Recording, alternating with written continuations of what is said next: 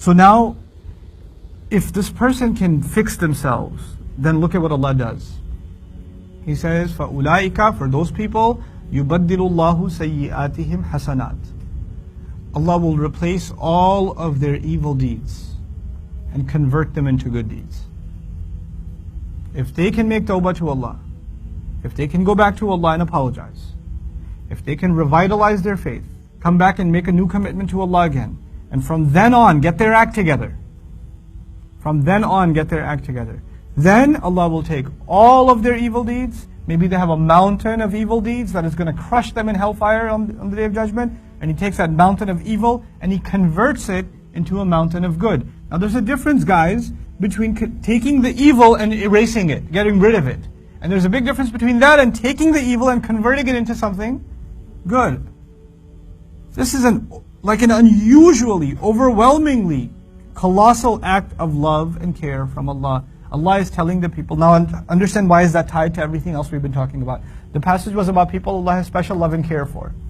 Who starts thinking that Allah will not care for them or love them anymore? People who make big mistakes. Now Allah says about the people who make big mistakes, yes, they will be getting terrible punishment if they still make those mistakes. Not the people who made those mistakes. And the people who have made those mistakes and then they learned this, even those people, do they have hope still?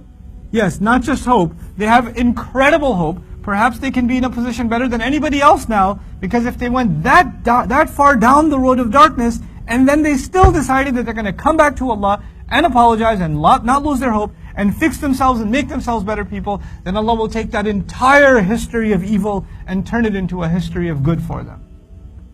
Subhanallah. How do you even understand that as justice? This is just love. This is way beyond justice. This is just love from Allah. And so He says, وَكَانَ اللَّهُ غَفُورًا رَحِيمًا. And Allah has always been forgiving, extremely forgiving, always been full of love and care.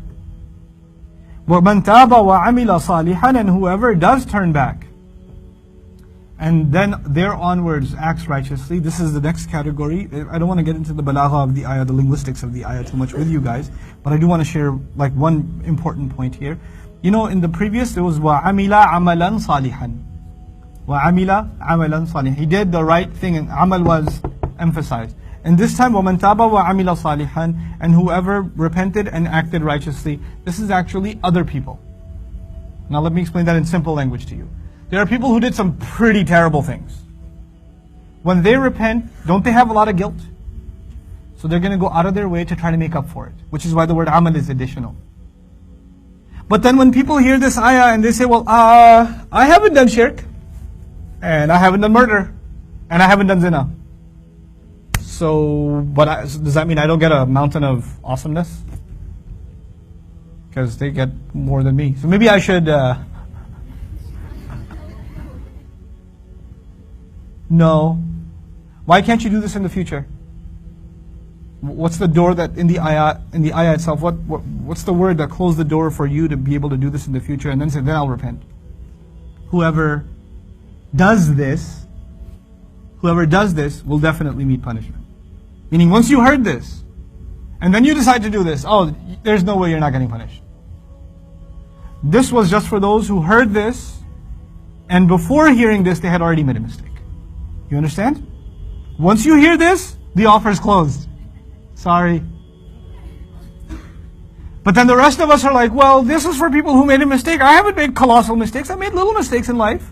Compared to this, I made smaller mistakes. I lost my temper. I was mean to my friend. I did this, I did. Maybe I stole something, or cheated at work, or cheated on a test, or lied to my mom, or whatever. What about me? Can I have some good stuff? And so Allah says, yes, whoever makes tawbah and does good deeds, فَإِنَّهُ يَتُوبُ إِلَى اللَّهِ مَتَابًا. That's actually for real, sincere, genuine tawbah also.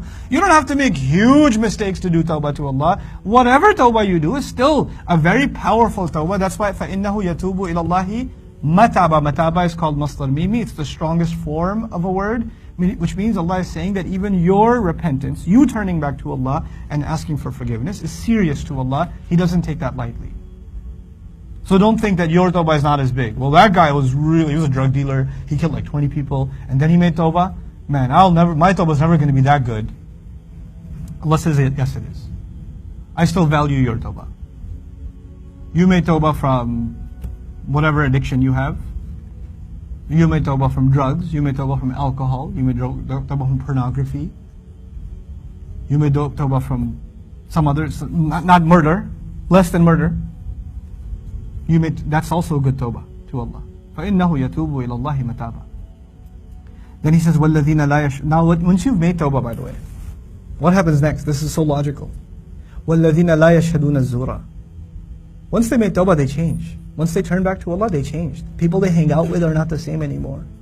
People they talk to are not the same. The way they spend their days is not the same. So these are people that no longer bear witness to falsehood. They're no longer around false, evil company. They don't sit idly by when wrong things are happening and they're okay with it. Their friends go to a party, they're not going to go anymore. Their friends from school go and get a drink, they're not going to go anymore. They're not even going to say, I'll just get a Pepsi, I'll just sit with them. Nope. They're not going to do it anymore. They can't be around falsehood anymore. They just change their company. وَإِذَا مَرُّوا بِاللَّغْوِ. And if they do pass by some situation where there's lahu. Oh, wait, lahu? Have you heard this before? What's lahu? Useless talk and useless activity. When they pass by a situation, when they go to a party that was supposed to be a good gathering and then they notice there's lahu going on there, marru kirama, they keep on walking in a dignified way. In other words, they don't make a scene. This is lahu, everyone. I've already made tawbah. They walk away. I need to go, I have an appointment. I really need to go. You don't have to tell them it's an appointment with Allah and you need to make istighfar. You don't have to say that. So I have an appointment, I need to get going. Inshallah. It was really great seeing all of you. Go. Don't make a scene. You people of lahu, you should make tawbah. I made tawbah last week. And you guys, no. They leave in a dignified fashion. Even Allah tells you, don't get don't turn into like this righteous police soldier that goes around telling people, you need to better yourself, okay? Because Allah will be very angry. No. You go around people that are still doing lahu, which you were doing before, but now if you are in that situation, you should leave, but leave in a dignified fashion. Kiraman. And not make people feel like evil and, make them feel bad about what they're doing. That's a silly story, but I don't know, I keep remembering it. It was in Queen's College, I still remember. I did it a couple of years in Queen's College. And there was our MSA room was pretty epic. All kinds of people in the MSA. You got people, especially in New York, you got all kinds of people. So there's some guys that are like super hardcore, and there's some guys that are like not hardcore at all. They're barely Muslim or whatever. So there's a bunch of guys. They're outside in the student lounge and they're playing cards.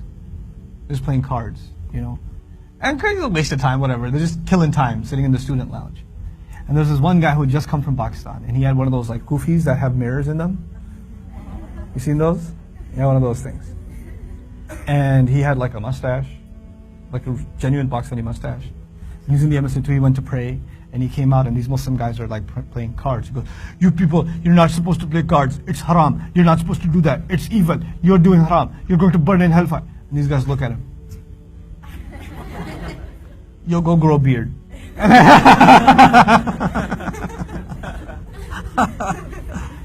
If you do see someone doing something stupid, what is the ayah saying?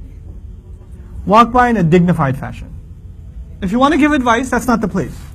They're in a zone right now, they're doing something right now, they're not interested in your advice right now. Maybe if you become friends with one of them, take them out for some pizza and sit and talk, man, it's a waste of time, bro, just don't do that stuff. It's a time and place to do that. That's not the time and place. Somebody's house is not a time and place. Some people are like such like da'wah warriors, you can't even invite them to a party. You invite them to a party to start lecturing people. Like, auntie, chill out. It's a party, let people eat their food. Nahi, Allah ki baat honi chahiye.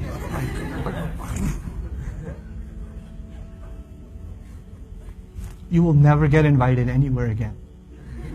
And people will think whoever makes tawbah to Allah becomes socially awkward. Allah is teaching us not to become socially awkward. You're gonna be in those situations, but don't make a scene. There's other times to do that. There are wiser times to do that. Don't get yourself dismissed. Make smart decisions. So when you make tawbah, then you feel like you've turned back to Allah. So it agitates you that other people haven't turned back to Allah. So you want that so badly for them that you can't help yourself, that you're constantly preaching. You can't do that. You can't do that. You sometimes have to walk away in a dignified fashion. And that in and of itself might be the biggest da'wah. How? That might be the biggest positive message you gave. Because those people think that anytime somebody takes Allah's deen seriously, they're judgmental, they don't respect us, they think we're scum, they think we're evil, they think we're going to hell. Well, how did this person walk away respecting us? How come they were so respectful and nice? People like that usually aren't nice. Most people have an impression of religious people as not nice people, as judgmental people, as condescending people. A lot of girls on campus that don't wear hijab, they think of girls that wear hijab as those girls always judging us. They're always looking at us a certain way. And even if you're not looking at them a certain way, there have been enough girls with hijab that looked at them a certain way, that for them to say they're all the same. But why? Because those girls did not walk by in a dignified fashion. So we close the doors for da'wah ourselves. And Allah is teaching us to open them. وَالَّذِينَ لَا يَشْهَدُونَ الزُّورَ وَإِذَا مَرُّوا بِاللَّغْوِ مَرُّوا كِرَامًا. There's another lesson here in this ayah that's also important, a very real life lesson that you and I have to learn. And that is that when you make tawbah from really bad evil deeds, then you have to learn to protect yourself so much. Zur and lahu is not the greatest evil. Useless conversation is not the greatest evil. But the person has done what evils in the past? What kinds of evils have been mentioned previously? Murder, shirk, zina, big stuff. This guy realizes after making tawbah that this is actually, what they call a gateway drug? Like you start small and you work your way up. So they realize that this useless company right now, it's harmless. It's not that, it was minimally harmful, but actually once I get into this, then shaitan will get me with a little bit more, and a little bit more, and a little bit more, I'll end up exactly where I used to be. Because it's going to take me step by step downwards to a spiral again. I can't allow myself to do that, so next time I'm in a company which I know can possibly lead to something worse, I will stop myself, walk out of there, and not be a part of it.